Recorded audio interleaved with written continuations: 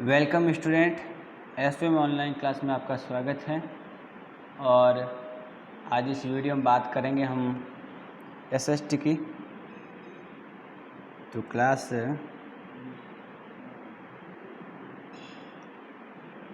8 subject SST सामाजिक विज्ञान social study, ठीक है। उसमें हिस्ट्री की बात कर रहे हैं हमने पाठ संख्या 8 पूरे कर लिए थे।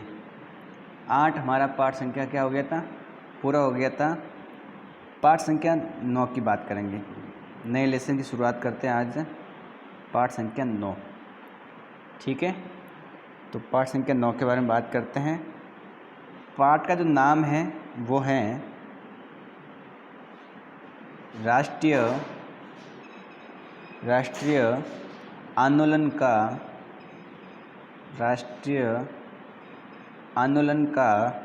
संगठन। राष्ट्रीय आंदोलन का संगठन। अब हम राष्ट्रीय आंदोलन के संगठन के बारे में पढ़ेंगे।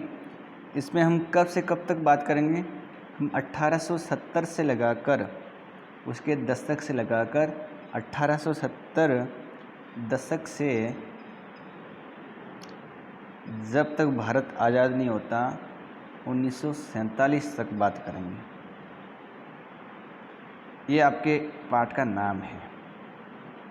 क्या नाम बताया मैंने आपको कि राष्ट्रीय आंदोलन का संगठन 1870 के दशक से 1947 तक हम पढ़ेंगे कि किस प्रकार भारत में राष्ट्रीय आंदोलन हुए, किस प्रकार भारत को आज़ाद कराने के लिए महत्वपूर्ण क्रांतिकारियों की अहम भूमिका रही। हमने इससे पहले क्या क्या पढ़ा। हमने इसके बारे में पढ़ा कि भारतीय भू क्षेत्र पर अंग्रेज़ों का कब्जा कैसे हुआ, हमने वो पढ़ लिया था। हमने ये भी पढ़ा कि नए कानून और प्रशासनिक संस्थाओं की शुरुआत कैसे हुई। हमने ये भी पढ़ा कि किसान और आदिवासियों की ज़िंदगी में क्या बदलाव हुए। हमने 19वीं सदी में आए शिक्षा के बदलावों की बात की। हमने महिलाओं की स्थिति सुधारने की बात की। हमने जाति व्यवस्था की चुनौतियों से संबंधित बात की। हमने सामाजिक और धार्मिक सुधारों से रिलेटिव बात की। हमने 1857 का विद्रोह और उसके बाद की स्थिति देखी। हमने हस्तकलाएँ और उद्योग के विकास के बारे में भी बात कर ली। लेकिन अब पढ़ते हैं कि आखिर हम भारत में किस प्रकार से लोगों के अंदर राष्ट्रवाद के प्रति प्रेम भावना जगी और उसे भारत के अधिकतर लोग राष्ट्रीय आंदोलन में सम्मिलित होने लग गए। ऐसे क्या क्या कारण थे, सारी चीज़ों की हम एक एक से विस्तार से देखेंगे। तो इसमें हम राष्ट्रवाद के उदय की बात करेंगे, हम तिलक की बात करेंगे, हम महात्मा गांधी की बात करेंगे। महात्मा गांधी की जितने भी आंदोलन हैं वो सारे पढ़ेंगे, ठीक है। तो ये सारी घटनाएं हम इसमें विस्तार से आराम से पढ़ेंगे। पंडित जवाहरलाल नेहरू, सुभाष चंद्र बोस, काफ़ी लोगों के बारे में अध्ययन करेंगे। बहुत बड़ा पाठ है, तो आराम से सुनते जाएंगे ताकि आपके दिमाग में एक स्टोरी की तरह बिल्कुल सेव होती जाए। सबसे पहले बात करेंगे हम राष्ट्रवाद का उदय। तो राष्ट्रवाद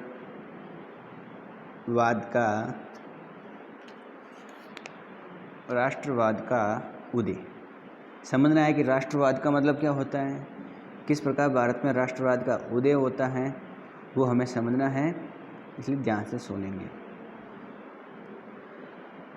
अगर हम बदलाव की बात करें तो बदलाव होना ज़रूरी है, और किसी व्यक्ति की जब सोच बदलेगी, व्यक्ति के अगर विचार बदलेंगे तो समाज में क्या आएगा, बदलाव आएगा। समाज में क्या आएगा, बदलाव आएगा।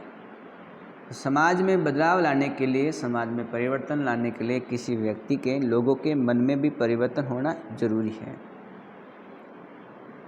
लोगों को पता नहीं था भारत क्या है, भारत का मतलब क्या है। भारत का मतलब है यहाँ की जनता, यहाँ की जनता, यहाँ के रहने वाले किसी भी वर्ग, रंग, जाति, पंथ, भाषा, किसी भी लिंग वाले जो तमाम लोग हैं, उन लोगों का घर है भारत। तो राष्ट्रवादी ने अपने राष्ट्र, अपने देश के बारे में लोगों का प्रेम किस प्रकार जगा, तो लोगों को पता होना चाहिए कि भारत क्या है, भारत का मतलब क्या है, कि देश कौन सा है, भारत है, भारत का क्या मतलब है। भारत का मतलब वहाँ की रहने वाली भारत में जनता, जो यहाँ की जनता है उसे भारत कहते हैं।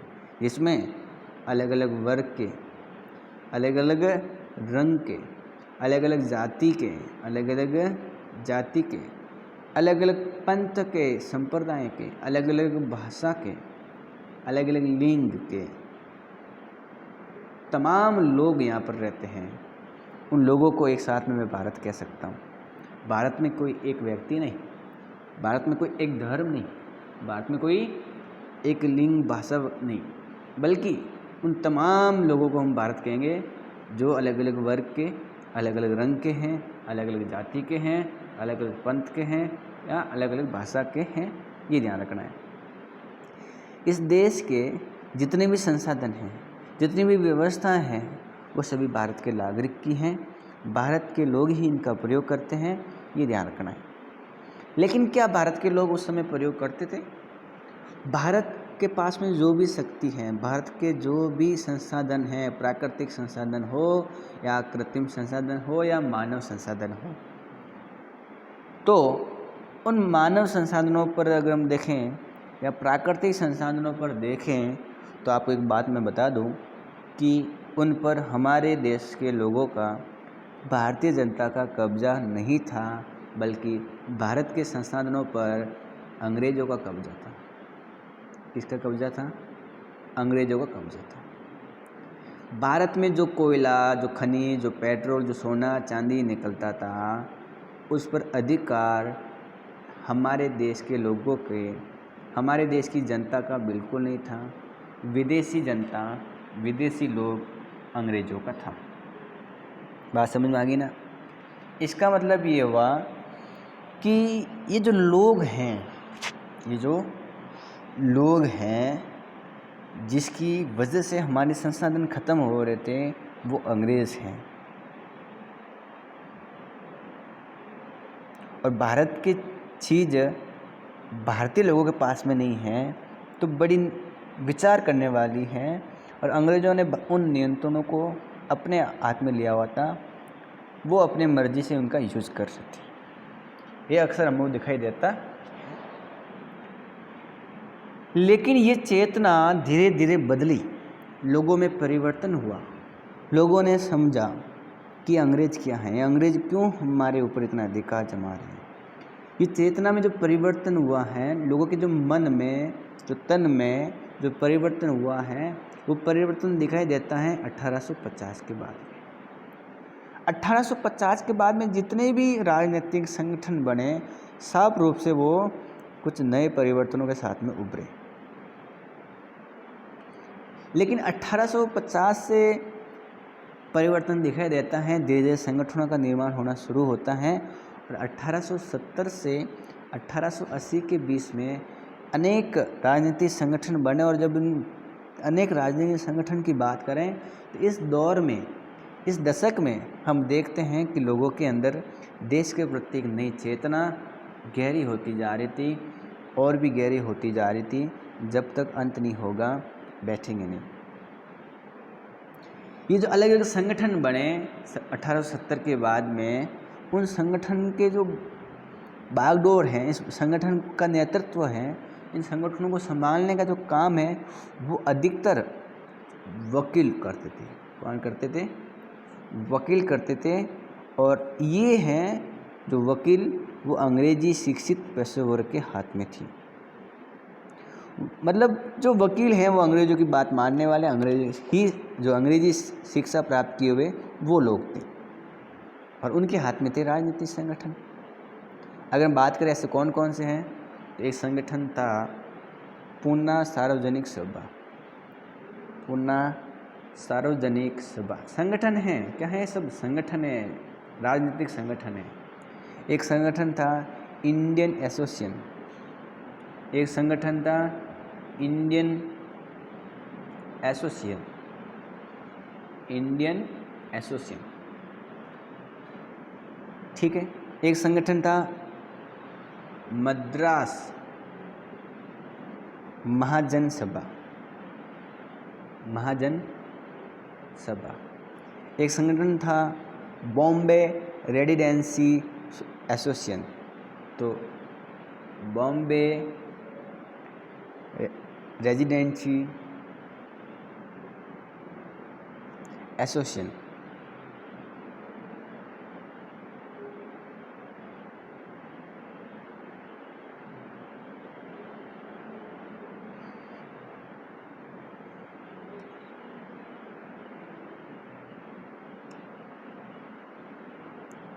ठीक है, तो ये अलग अलग संगठन थे। एक था भारतीय राष्ट्रीय कांग्रेस संगठन, भारतीय राष्ट्रीय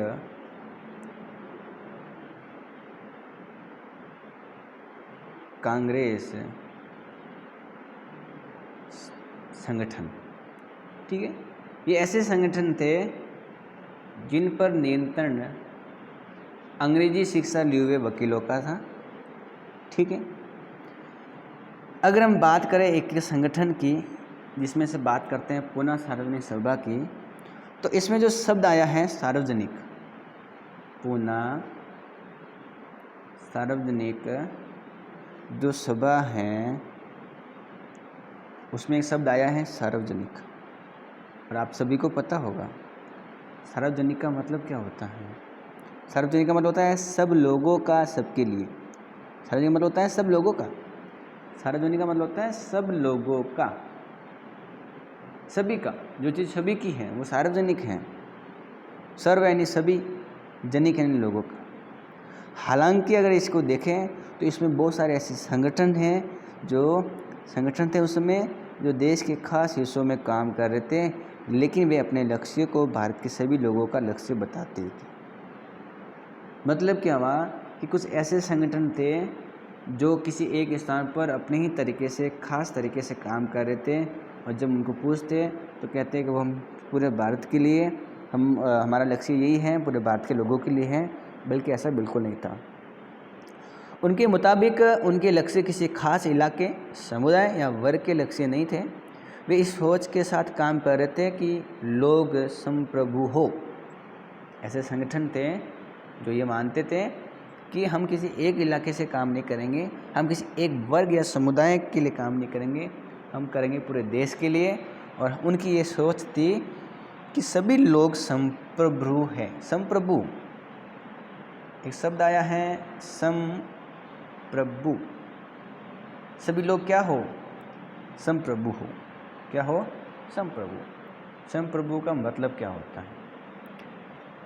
संप्रभु का मतलब ये होता है कि जिस पर किसी भी बाहरी हस्तक्षेप का कोई भी कदम नहीं हो, कोई भी रोक टोक नहीं हो। जब किसी स्थान पर बाहरी लोगों का किसी प्रकार का हस्तक्षेप नहीं हो, लोग अपने मन से, अपनी स्वतंत्र रूप से कदम उठाने की शक्ति रखते हैं, तब इसका मतलब वो होते हैं संप्रभु। अगर कोई व्यक्ति अपने मर्जी से, बिना किसी बाहर के दबाव से, अपने मर्जी से कोई कदम उठाता है, तो मैं कहूँगा कि वो व्यक्ति संप्रभु है। मतलब किसी व्यक्ति पर किसी और का कोई अधिकार नहीं, वो स्वतंत्र रूप से अपना कार्य कर सकता है, मतलब वो संप्रभु हैं। तो भारत में कुछ ऐसे संगठन थे जो ये चाहते थे कि सारे लोग संप्रभु रहें। ये जो संप्रभु या जो संप्रभुता का जो एक आधुनिक विचार है, वो राष्ट्रवाद का बुनियादी तत्व होता है। और ये संगठन इस धारणा से चलते थे कि भारतीय जनता को अपने मामले के बारे में खुद फैसले करने की आज़ादी हो। कुछ ऐसे संगठन थे, इन संगठनों का मानना था कि भारत के जो लोग हैं उन लोगों को अपने बारे में फैसला करने की आज़ादी, स्वतंत्रता खुद को होनी चाहिए, न बल्कि अंग्रेज़ों को। वो जो ये संप्रभुता है वो क्या है? एक राष्ट्रवाद का बुनियादी तत्व है। राष्ट्रवाद का मतलब होता है कि देश के प्रति प्रेम जगाने का एक मूल तत्व आया है, वो आया है संप्रभु। क्या आया है? संप्रभु। इन संगठनों का मानना था कि अगर लोग अपनी इच्छा से अपने मामले के बारे में खुद फैसले लेंगे, भारतीय जनता अपने मामलों में खुद फैसले लेगी, तो वो भारतीय राष्ट्रवाद के प्रति जागृत हैं और वो अपनी स्वतंत्रता प्राप्त कर सकते हैं। इसका मतलब ये क्या हुआ कि जब लोगों में इस प्रकार की भावनाएं बढ़ेगी, तो 1870 के बाद या 1880 के दशक के बाद अक्सर हमने देखा कि ब्रिटिश शासन के प्रति भारत के लोगों का असंतोष गहरा होता जा रहा था। 1880-1857 के बाद में भारतीय लोगों का अंग्रेजों के प्रति जो विश्वास, जो संतोष, वो धीरे धीरे असंतोष में बदल रहा था और धीरे धीरे अंग्रेजों के खिलाफ होते जा रहे थे 1880 के बाद में। ठीक है, तो ये बात आपको ध्यान में रखनी है। 1878 में एक एक्ट पारित हुआ जिसको कहते हैं आर्म्स एक्ट। 1878 में आर्म्स एक्ट पारित हुआ और इसके जरिए भारतीयों द्वारा अपने पास हथियार रखने का अधिकार चला गया। 1878 में एक कानून, एक अधिनियम पारित हुआ। उस अधिनियम का नाम था आर्म्स एक्ट और इसमें लिखा हुआ था कि अब के बाद, इस एक्ट पास होने के बाद में, कोई भी भारतीय व्यक्ति अपने पास में हथियार नहीं रख सकता है। कोई भी भारतीय व्यक्ति अपने पास में हथियार नहीं रख सकता है। क्या नहीं कर सकता है? अपने पास में हथियार नहीं रख सकता है। इसका मतलब क्या हुआ कि अब लोगों को लग रहा है कि अंग्रेज कुछ ज़्यादा ही कर रहे हैं। ये आर्म्स एक्ट के अलावा कुछ और भी परिवर्तन हुआ। उसी साल के अंदर एक और एक्ट पारित हुआ और वो जो एक्ट है, उस एक्ट का नाम था, एक्ट का मतलब होता है अधिनियम, तो जो एक्ट था उसका नाम था वर्नाक्यूलर प्रेस एक्ट। एक तो आर्म्स एक्ट हुआ, तो आर्म एक्ट का मतलब ये हुआ कि लोगों को हथियार रखने की अनुमति नहीं होगी भारत के लोगों को। कब पारित हुआ? 1878। और इसी साल एक और एक्ट पारित हुआ, वर्नाक्यूलर विशेषकर प्रेस एक्ट। अब इसमें क्या होगा? इस एक्ट के द्वारा ये होगा कि अब कोई भी व्यक्ति सरकार के बिना, सरकार की इजाज़त के बिना अखबार में सरकार के खिलाफ, सरकार के बारे में जानकारी नहीं छापेगी। अखबार में कोई खबर है तो सरकार को बताना ज़रूरी है। बिना सरकार की आज्ञा से अखबार में सरकार के खिलाफ से कोई न्यूज़ है, खबर, वो नहीं आएगी। और इसका विरोध हुआ जिससे सरकार की आलोचना की जाने लगी और लेकिन सरकार ने आलोचना करने वालों को चुप कराया। इस कानून में मतलब जो लोग सरकार की आलोचना कर रहे थे उनको चुप करवाया गया कि वो आलोचना करने वाले क्या करते हैं, अखबार के माध्यम से सरकार की आलोचना करते हैं ताकि लोगों को खबर रहे। उनको चुप करवाया गया क्योंकि अब अखबार में सरकार के विरोध में कोई खबर नहीं छप सकती सरकार के बिना। तो इस कानून में प्रावधान था कि अगर किसी अखबार में कोई आपत्तिजनक चीज़ छपती है तो अखबार, सरकार क्या करेगी, उस प्रिंटिंग प्रेस सहित सारी संपत्ति को जब्त कर सकती है। बहुत मोस्ट बात बताई मैंने आपको। इसमें क्या होता था कि अगर कोई अखबार वाला, वर्नाक्यूलर प्रेस एक्ट में क्या दिया गया कि कोई अखबार वाला, कोई न्यूज़पेपर वाला अखबार में सरकार के खिलाफ कोई आपत्तिजनक खबर अगर छापेगा तो उसका अखबार, उसके जो प्रिंटिंग प्रेस मशीन है, उसके बाद जो संपत्ति है, जितना भी धन है, सरकार जब्त कर लेगी। मतलब क्या हुआ कि जो अखबार वाले हैं, जो न्यूज़ वाले हैं, उनको न्यूज़ अखबार में सरकार के खिलाफ नहीं देनी है। अगर न्यूज़ वाले ने, अखबार वाले ने सरकार के खिलाफ लिख दिया कि सरकार ऐसी वैसी हैं, तो सरकार उसको जब्त कर लेगी। इसका मतलब ये क्या हुआ कि जो लोग अखबार के माध्यम से सरकार की आलोचना कर रहे थे चुप हो गए। क्या हो गए? वो चुप हो गए, उनको दबाया गया। लेकिन कुछ और भी परिवर्तन हुआ 1883 के अंदर।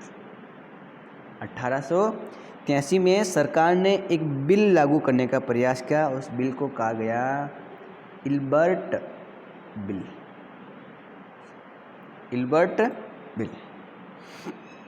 और इसका हंगामा हुआ, काफ़ी विरोध हुआ इस बिल का। इस विधेयक में ये प्रावधान था कि भारतीय न्यायाधीश भी ब्रिटिश या यूरोपीय व्यक्ति पर मुकदमे चला सकते हैं। भारतीय न्यायाधीश भी ब्रिटिश या यूरोपीय व्यक्तियों पर मुकदमे चला सकते हैं ताकि भारत में काम करने वाले अंग्रेज और भारतीय न्यायाधीशों के बीच में समानता स्थापित की जा सके। जब अंग्रेजों के विरोध की वजह से सरकार ने ये विधेयक वापस ले लिया तो भारत में विरोध हुआ। क्या हुआ? भारत में विरोध हुआ और इस घटना से भारत में अंग्रेजों के असली रवैये के बारे में पता लग गया। महत्वपूर्ण बिल है इल्बर्ट बिल। वापस सुनेंगे कि 1883 में एक बिल आया और उस बिल में लिखा हुआ था, एक एक्ट, एक कानून आया, एक बिल आया।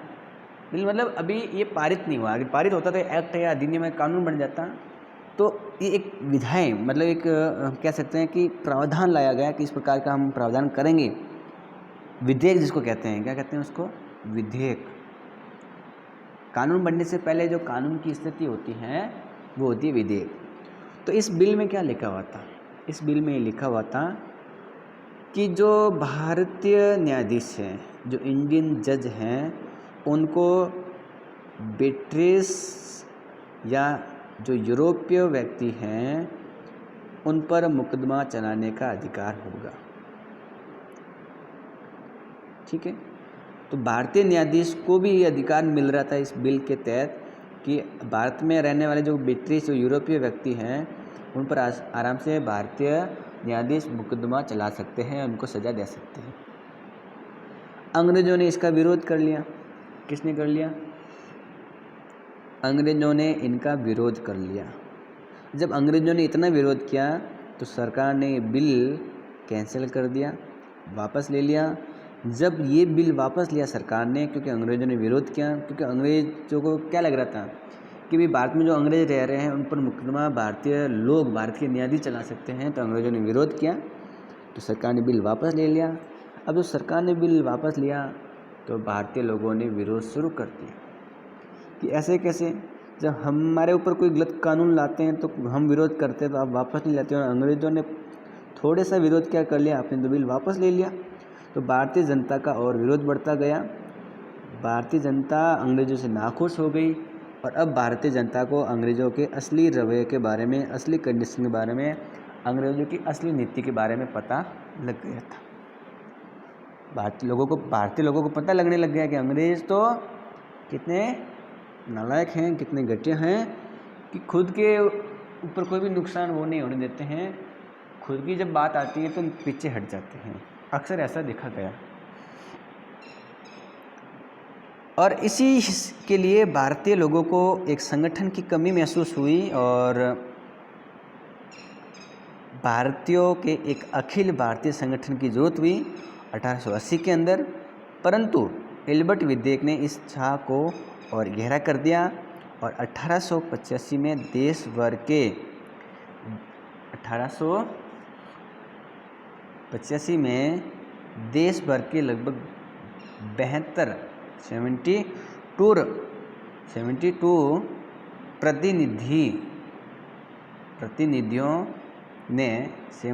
प्रतिनिधियों ने बम्बई के एक सभा में भारतीय राष्ट्रीय कांग्रेस की स्थापना करने का फैसला लिया। तो 1885 में बड़े बड़े नेताओं में 72 प्रतिनिधियों ने बम्बई सभा में किस संगठन की, कौन से अखिल भारतीय संगठन की स्थापना की कमी महसूस हुई थी? कब? जब इल्बर्ट विधेयक हुआ तब। ठीक है, तो कौन सा संगठन बनाने की बात हुई? भारतीय राष्ट्रीय कांग्रेस की स्थापना की बात होने लगी। ठीक है, अब इस प्रकार का संगठन का निर्माण हुआ 1885 के अंदर। तो आपका एग्ज़ाम आ जाएगा भारतीय राष्ट्रीय कांग्रेस की स्थापना कब हुई? 1885 के अंदर। ठीक है, ये बात आपको ध्यान में रखनी है। इसमें काफ़ी नेता थे, महत्वपूर्ण नेता। ठीक है, अब इसने कौन कौन से काम किए वो सारी बात हम समझेंगे अगली वीडियो में। और आज के लिए इस वीडियो में इतना ही, बाकी बात करेंगे अगली वीडियो में। वीडियो को लाइक करें, चैनल को सब्सक्राइब करें और शेयर भी ज़रूर करें।